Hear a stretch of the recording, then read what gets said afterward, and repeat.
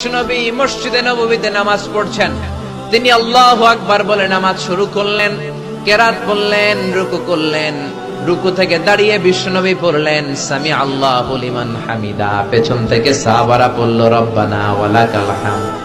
এক সাহাবী বাড়িয়ে অতিরিক্ত বললেন হামদান কাসীরান তাইয়িবান মুবারাকান ফি, ফিসফিসি আওয়াজে পড়ার কারণে বিশ্বনবীর কানে এটা চলে এসেছে।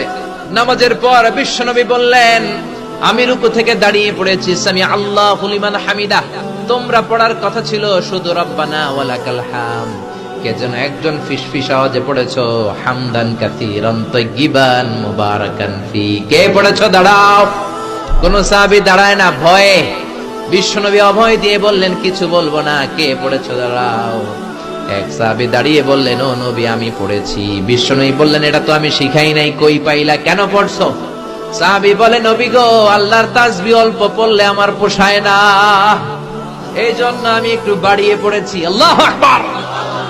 বিশ্বনবী বললেন ভয় পেও না, বিচলিত হয় না, নামাজরত অবস্থায় আমি দেখেছি বিদউ ওয়া সালাসুনা মালায়েকা, 30 জনেরও বেশি ফেরেশতা তোমার এই অতিরিক্ত তাসবিহর সওয়াবটা কে লিখে লিখে আল্লাহর দরবারে পৌঁছে দিতে পারে, তারা আকাশের মধ্যে কে আগে নিয়ে যেতে পারে প্রতিযোগিতা করছিল। আল্লাহ।